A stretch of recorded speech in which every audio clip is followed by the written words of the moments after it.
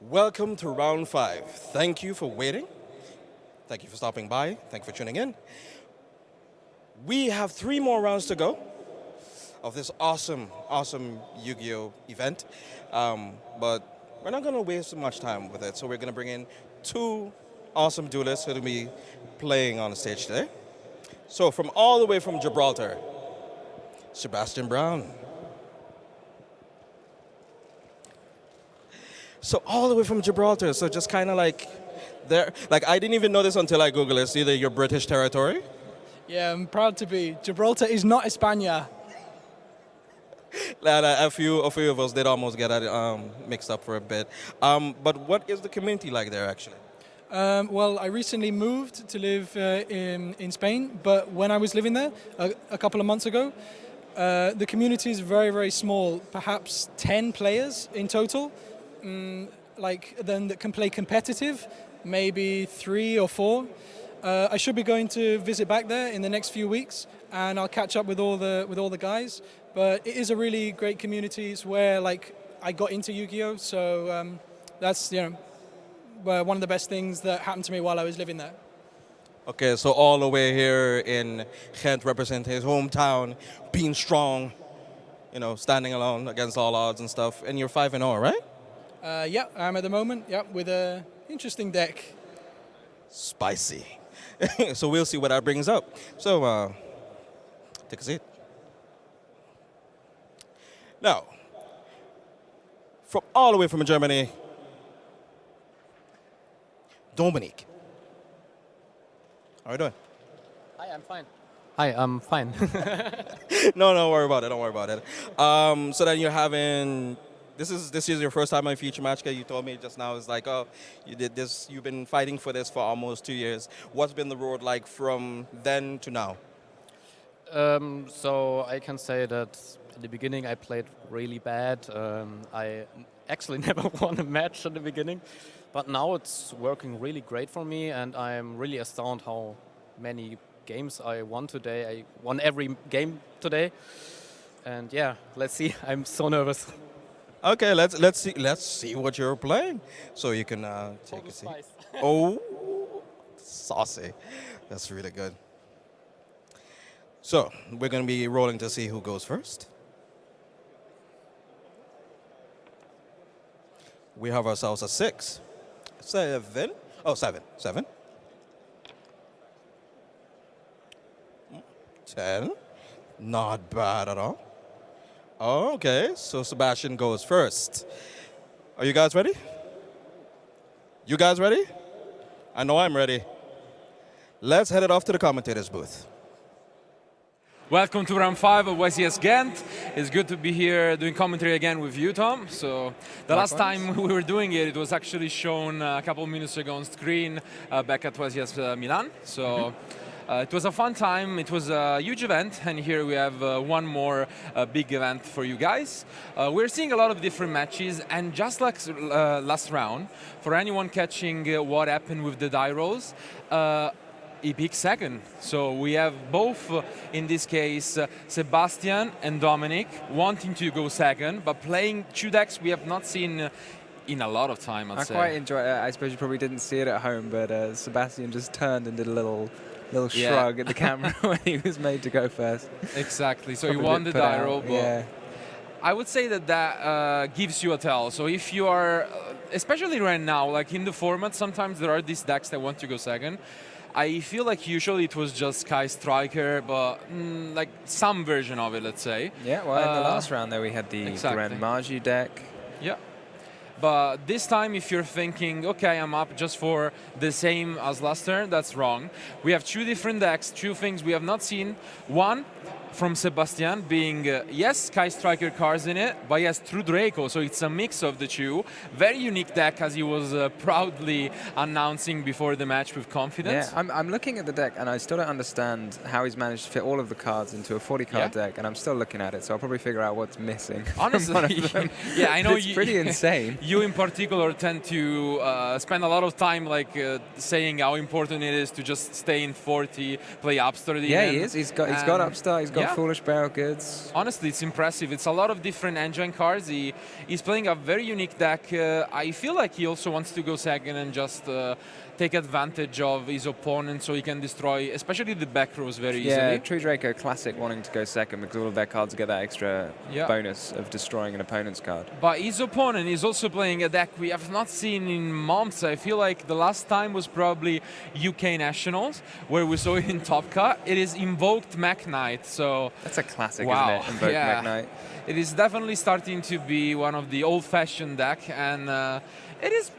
I mean, it could work, honestly. Like, he does some new tools. It has some, I was going to say, because maybe we're seeing more of these go second decks as more and more powerful go second tools are being released, you know. So over the years, we've had like evenly matched, we've got Mind Control back to 3, we've got Super Poly back to 3, we've got Gamma, we've got Pancratops, we've got Phantasmic, all of these amazing cards. Evenly matched, so many cards. Even the new promos are honestly all very like good. All of these extremely powerful cards going second. So it might be a strategy we see more and more if we continue to see this trend. Absolutely, and it seems like his strategy was this. So he has the Invoked core, he added a few Mekk-Knights, and the rest are all cards that are extremely good at going second.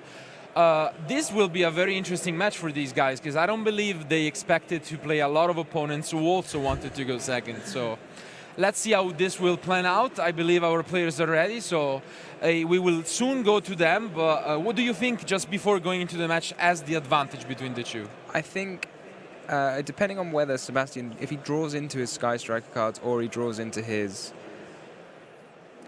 True Draco cards, because there are cards that Dominic's got that pair well against both, because you might be thinking, great, Sky Striker, I've got my Phantasmes. There's only 2 Ray for Sebastian, so he could like have these Phantasmes sitting dead.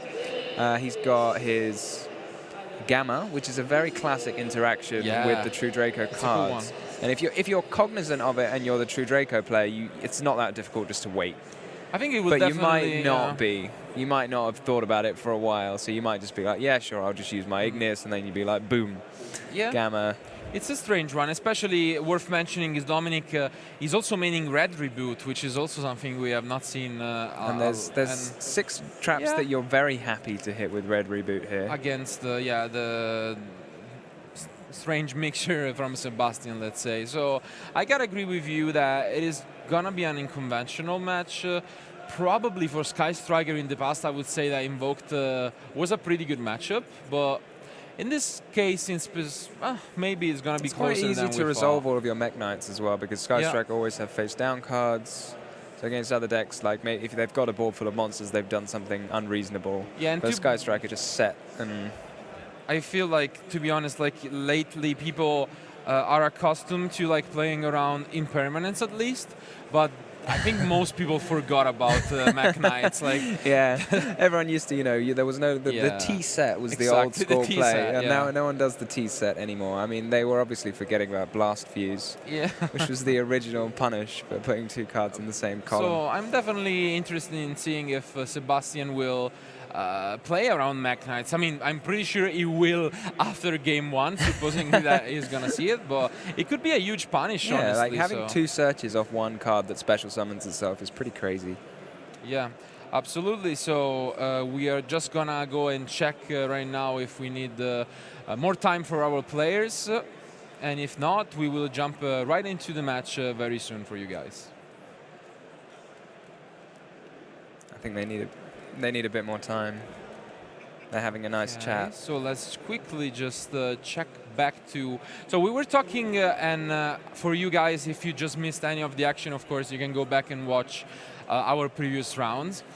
We talked in the past, and we will show you guys at the end of day 1 as well, how the country and deck breakdown is shaping up. I already said that my favorite for the event is the Lunalight Orcus deck. Do you have a favorite? What do you think is going to win? I'm tempted to agree with you, but I'm always partisan to the combo decks. Sure. The best combo decks. I don't know if it feels like the best one that people are using. I mean, we saw there are some like FTKs floating around, but I feel like Lunalight just seems like it does the most very consistently. Absolutely, but for this one, once more, we do not have combo decks. We have 2 going second decks, very similar, very different. So now we're finally ready. Let's go to the table. Okay, so these hands are gonna be important. So one thing that's cool about, I wanna say, Sebastian's deck is that all of the True Draco spell and traps work fantastically with the Sky Strikers one. So Area 0 and multi-rolls are a way also to use them. And I quite like the set rotation as well. You can give your opponent the Area 0 and then destroy it with a True Draco card and then get a Ray. It's pretty cool. And unfortunately, the wrong side of Gamma is drawn. So well, the right side of Gamma is also drawn. But both together, not so great. So again, like we see this Phantasme, it's going to make a huge difference as to whether this Phantasme can be resolved. It seems like he will be able to, but there was definitely some risk involved, and that's actually going to be super relevant because he gets to shuffle back the driver. The jig is up for Domenic now. He's just seen a multi-roll reveal a Dragonic Diagram, so he knows that he's in for something wild. But to be honest, and you can see they're both laughing, because in the pre-match interview, they were both kind of confident, but kind of laughing and saying they're both playing spicy decks, and you one can thing, see why. Normally, I don't know if everyone knows this, but when you're selected for a feature match, like sometimes you might know, oh, I'm playing the European champion. But if you're not playing the European champion or someone you know very well, it might be that someone who's playing a very interesting deck. And then you think, it's me playing the interesting deck, and then you're like, aha. Yeah, that's true. It's also my opponent playing an interesting deck too. So do you think he's going to drop the Phantasme? Because if he plays the Phantasme, he can't use Gamma. I mean, he's surely going to try and go for it, so there is no reason to hold it. You can hold it at least for... you're Shizuku, pretty sure there's going to be a Shizuku Kagari or for one sure. of those. I mean, you don't have to play it now, and you would never do that, especially because when you are under multi-roll, then you can negate anything like targeting it. So that's true. Yeah, you could use the Gamma first, but you do have to pull the driver out of your hand, so you can't shuffle it back. I'm pretty sure you just give up on it. Like, there is some merit in going for Phantasme, knowing that they will clear it, and once they cleared it, then the Gamma is alive. But he thinks like he wants to negating Kagari because he knows there's going to be a engage with a draw, right? Oh, he tries to use Gamma and Phantasme, but unfortunately he can't. Are you sure? No, yeah, because it's a trigger. No, it's a trigger. I've been through this. Is it a quick effect or a trigger effect? No, it's a trigger. I'll believe you. I know because there was a difference at the World Championship about the ruling. So in Japan, yeah, in the OCG trick effect, they work the same, don't they? Unfortunately, Domenic is gonna learn the hard way that this is not possible. So how this works is that Phantasme is a trigger effect. So you are forced to use it right away, and you can't chain something else to it before.